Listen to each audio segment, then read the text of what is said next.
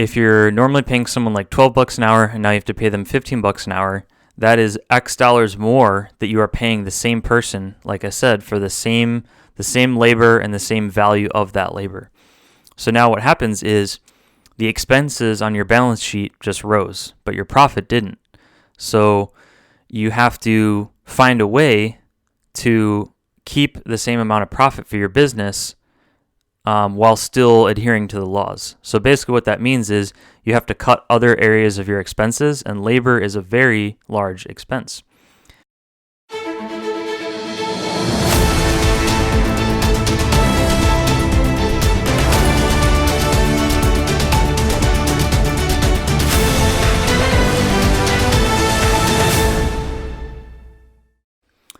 Hello, everyone, and welcome to another episode of Bigger Hearts, Deeper Minds. I'm your host, Brad Johnson, and let's get into it. Today's topic is a hotly contested topic amongst many political circles, and it is the idea of minimum wage and minimum wage laws, and specifically how they affect workers and societies and communities and prices and markets and everything. I feel like this debate has been around for probably decades, if not centuries, and certainly as long as I've been paying attention to politics and considered myself a conservative before turning libertarian, it's just been around forever from what I can basically gather, and makes sense. You know, people want people's lives to go a certain way, and I'm not any different. I mean, you want to be able to live a good life. You want to be able to live a reasonable, happy, healthy life. I mean, who doesn't want that? That's part of the human condition. So there's a couple of reasons that minimum wage laws simply don't work, and oftentimes they actually create more of a problem rather than simply being ineffective. So the idea behind a minimum wage is everyone, or at least every adult, should be able to earn an amount of money every month that enables them to pay their bills and basically be able to get by. There's absolutely nothing wrong with that intent, like I've said before. But we run into a couple issues when we actually reach the problem. When we actually reach the implementation of it, we start to see problems come out of the implementation of minimum wage laws that people didn't intend to be part of the outcome. So, number one is a minimum wage law basically says you can't pay someone less than this amount for this type of work. So the first issue we run into with a minimum wage law is it prices certain people out of the market. So people like anyone getting their first job or second job, and teenagers, those are some of the first people to be priced out of the working market when you say something like the minimum wage has to be $15 an hour or $20 an hour, because basically the more money is associated with a particular role, the more value and in turn the more productivity is associated with a particular job. So you get paid more because you're doing something more valuable, is basically what I'm trying to say. A manager gets paid more than a team member because the manager has more valuable work to do. They are being more productive with their work. It all comes down to the basic idea of productivity and also risk and capital, but on a very, very, very basic level, productivity. So like, what is your output? What is the nature of your work? What are you putting in and what are you putting out to be able to justify that type of wage? So this is the first reason that this doesn't work, is because people who don't have experience, people who don't have real world job experience, which most often is people getting their first job or teenagers, if you all of a sudden say you can't pay them less than $15 an hour for this particular work, you're basically saying, okay, I'm not going to hire that type of person because they don't have the skill that I need. I'm not going to hire a teenager when I could hire someone who had another job before and they can transfer that skill to this new job. That in and of itself is a term as well. It's called a transferable skill. So oftentimes you can learn something in one particular job and you can bring it over to another job because the markets are similar or the type of work is similar, what have you, things like that. So people with what they call low skills and less experience are actually hurt by minimum wage laws, because if you're saying, I have to pay you $15 an hour to do this work, you're going to hire someone who's going to get you the most productivity for that minimum wage. And so if it becomes $15 an hour, you're not going to hire someone who hasn't gone through the experience of anything related to that before. You're going to look for you're going to look for the most valuable worker you can find. You're going to look for someone who either already knows how to do the job or someone who doesn't need very much training to be able to do that particular task or job.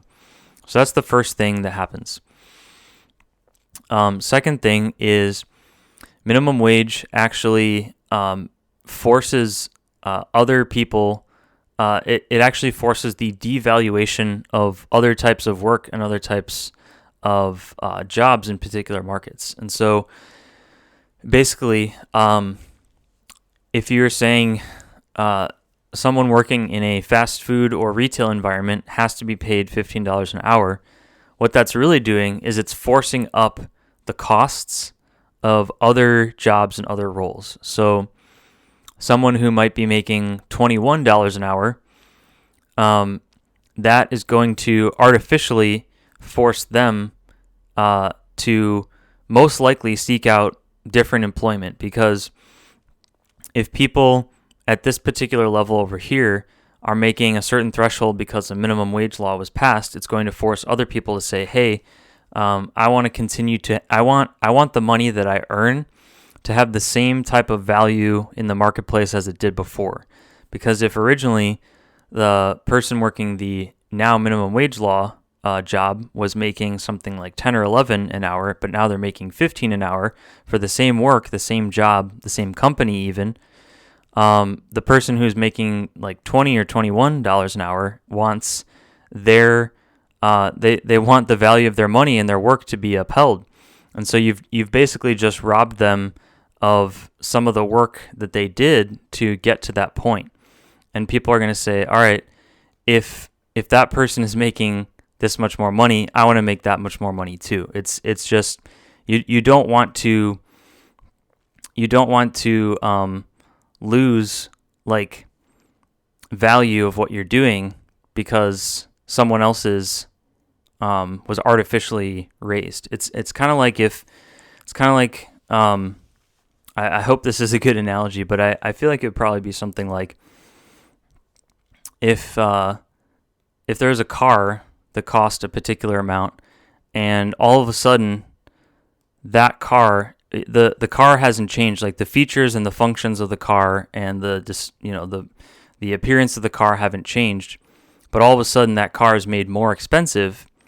It actually devalues cars that provide more functions, more value, a nicer appearance. So it's kind of like if a Honda was all of a sudden significantly more expensive than it normally is, it actually devalues a more valuable car, like an antique or a Bugatti or a Lambo or a Tesla or something to that effect. So it's basically saying, well, Lamborghini or Tesla, they're just gonna raise their prices because their cars haven't gotten less valuable, but the Honda, like I said, if you keep it the same, it's going to be, but it's more expensive. It's just going to artificially change other things in the market as well.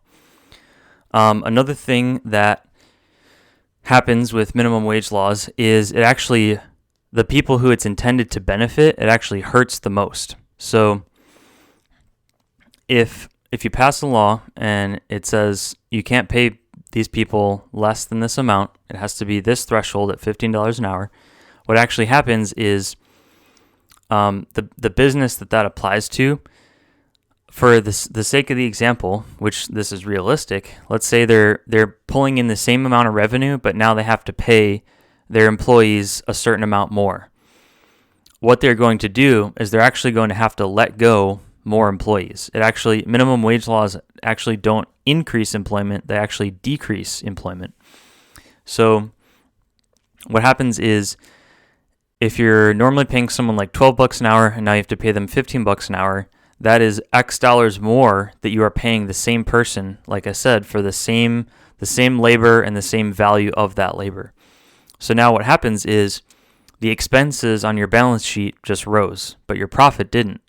So you have to find a way to keep the same amount of profit for your business while still adhering to the laws. So basically what that means is you have to cut other areas of your expenses, and labor is a very large expense.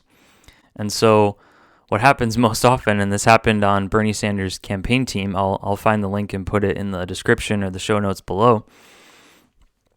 People were fighting for him to be paying his campaign staff a particular wage. And so that did happen, and their wages went up, but in order to justify that greater wage per individual, he had to let other people go. And that's what happens with any other business. And so, like I said, if your expenses rise, but the work hasn't changed, you're going to have to let other people go. So it actually puts more people out of work than it takes into work. So that's another issue. I feel like that covers it pretty well. But we should definitely, at least I should say, that covers kind of the basics of why minimum wage laws don't work. And they actually typically harm rather than help. But something that we should talk about here too, because it's very relevant, is people respond to incentive. And we'll also talk about inflation, but first we'll talk about incentive. So people respond to what type of value they're going to get by pursuing a particular action. So in short, there's a reason that a shelf stocker at a retail store gets paid less than a doctor in a hospital. The doctor had to go through quite literally decades of school. They had to go through hundreds of thousands of dollars of education. They had to go through extremely rigorous licensing and professional fees and tests. They had to perform a number of things to show that they were ready. They had to study and study and study and write and write and write and test and test and test. All of these things that a doctor has to go through, and it's very similar for a lawyer as well. Society assigns a specific type of value to these types of work. So a doctor or a lawyer is bringing a certain type of value to the market that a shelf stocker cannot. And so, or doesn't rather. And so it's not knocking people who didn't go to school for that or can't go to school for that. That's not what I'm saying, because I can already hear the liberals especially saying, "Oh, well, you don't want people to be able to make a living wage. You don't want people to be able to live." It's like, no, I never said that. I specifically said at the beginning of this video too, I will never knock the fact that someone wants to make it possible for themselves to live a happy, well-rounded, financially possible life. That is not what I'm saying. You have to understand what the market is willing to trade a certain amount of money for. So a shelf stocker, it's very easy to learn. You can basically learn that skill overnight. And so you're going to get paid accordingly. And a doctor or a lawyer, like I said, they have to go through years of school. They have to go through hundreds of thousands of dollars of education. They have to pass a lot of tests. They have to prove a lot of things. They have to demonstrate a lot of things. And so society says, because you've done all this and you're providing a particular type of service or value to the marketplace, we are going to pay you more for that. And so by raising the minimum wage, you are saying that the same type of work deserves more value when it may or may not. And it has nothing to do with the person working the job or the capacity of their skill. It's just, you're really just saying this type of work shouldn't be paid any less than this. And so what people so often miss in this conversation is, if you want to achieve a particular thing, you have to enact a particular type of action. You have to pursue a particular type of course. You can't sit around all day and expect to be fit. You have to exercise to be fit, and you have to exercise consistently. And you can't buy a set of painting supplies and never paint and expect to be an incredible painter who sells millions of dollars worth of artwork. Excuse me. You have to do something with it. And so that's what people so often miss is you have to make a decision about what you're going to do with your life and your time and your money and your resources. You can, just like I did, just a little bit of background on me, especially if those of you who are listening for the first time or who don't know me on a personal level. I think something that people look at is they see doctors and lawyers and professionals and authors and podcasters and things like that, and they're like, oh, well, they just have it great because they've always had it that great. No, that is not true at all. I started off doing all these same things that I have talked about. Like one of my first jobs ever was an ice cream scooper, and that's even extra weird for me to think about now because I'm a vegan now. So life changes. You make decisions, and you bring your life in a particular direction that will continually benefit yourself and the outcome of the decisions that you've made.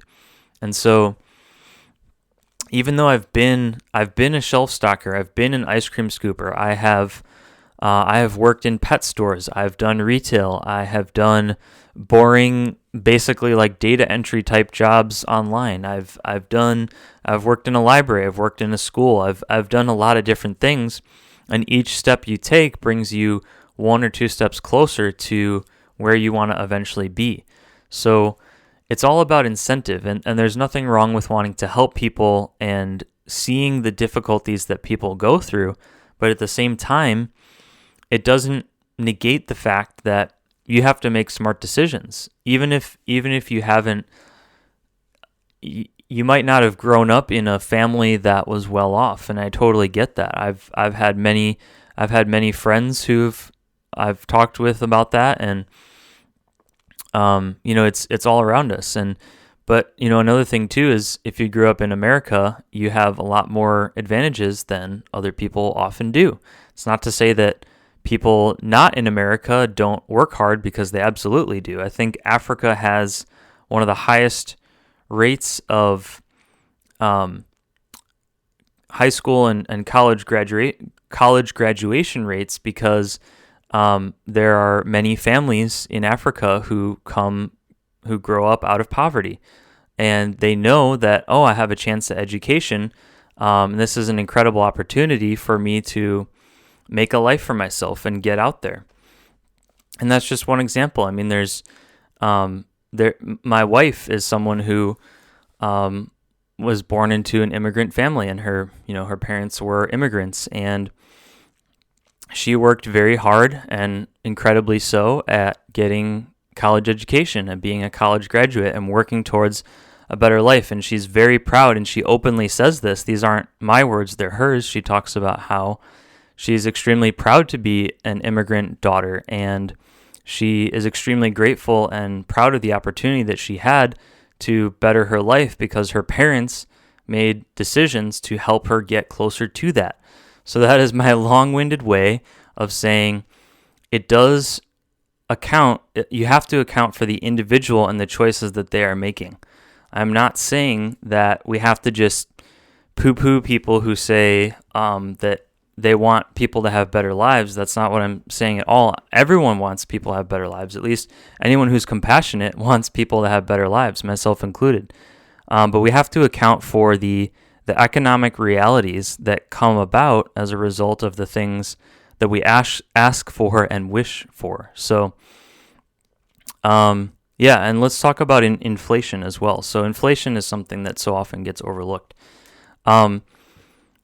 in the minimum wage conversation. So I think something that it's easy for them to miss is they see how much like rent costs, which yes, rent can be very expensive and very often is, especially in larger cities like New York and San Francisco and Los Angeles and stuff like that, and even Chicago to some extent. People don't account for inflation, which is basically the government has been definitely for decades now, and oh my gosh, 2020, I don't even want to talk about that. but the government has just been printing more and more and more money. So what happens when that is done is every time you add more of the same thing to something else, it becomes less valuable. So if you have one golden ring, that golden ring is extremely valuable because you only have one of it. But if you have 10, or if you have 20, or if you have 1,000, the value and the price of that starts to be watered down because you just don't have as much of it. Because you have so much of it, not because you don't have so much of it. But it's the same thing with anything else. I mean, there's a reason that fine art has such a high price tag on it, and there's so much attention on it, because the original is never, you can't make more than one of an original, otherwise it's a duplicate. So it's the same thing with everything else. The more you flood something with anything, you're just going to not have as much value assigned to it. So it's the same with money. Is we used to have things like a bartering system, or our money used to be backed by gold, so it used to actually be worth something, because gold is a hard asset and you can't replace it with anything else. You can't produce more of it. There's a limited quantity of it.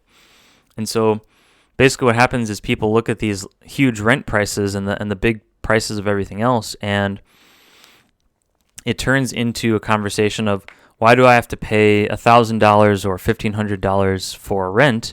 That's a ridiculous cost. Well, we forget that, in order to get the same amount of monetary value from something, if there's tons and tons of inflation, you have to charge more, because when you could originally charge, say, $500 and now you have to charge $1,500, it's because there's so much more of everything in the financial system. So you have to charge more and you have to pay more to get the same type of value from something that wasn't as bloated and as inflated before. Which actually leads me to another point that I should have included earlier, which is another reason that minimum wage laws don't work is because when you have to, if there's a service that someone would normally be selling for $20 and they're paying someone $8 to perform, the company owner is paying their employee like $8 to do that, and it's $20 for the service. A fraction of that is their profit. So let's say it's, I don't know, $4. And there's like other things that go into that. That might not be a realistic example, but you get the point. There's a certain amount you charge a customer, there's a certain amount you pay in expenses, and there's a certain amount that you get in profit. That's how every business works on a very fundamental level.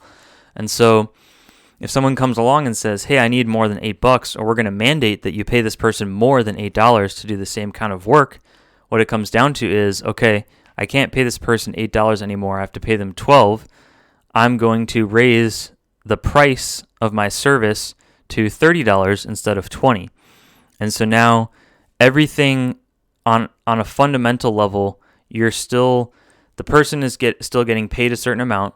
You're still charging for a certain amount for the service, and you're still making a certain amount in profit, but you had to raise all of that because of the stupid minimum wage law that said you can't pay this person this amount anymore. You have to pay them more. So it artificially jacks up the prices of everything. And so that's why we see things like in New York, and again, I'll try and find at least one or two articles on this. New York, I don't know if it's still the case. I'm sure it is, but New York passed some $15 an hour minimum wage law, and a lot of restaurants had to shut down and or let go of workers because they couldn't afford to keep the same amount of employees on at that same rate. Like I said, you have to actually let go of people in order to justify the new mandated costs that you're paying to your employees. And so it often has the opposite effect that people actually want it to have.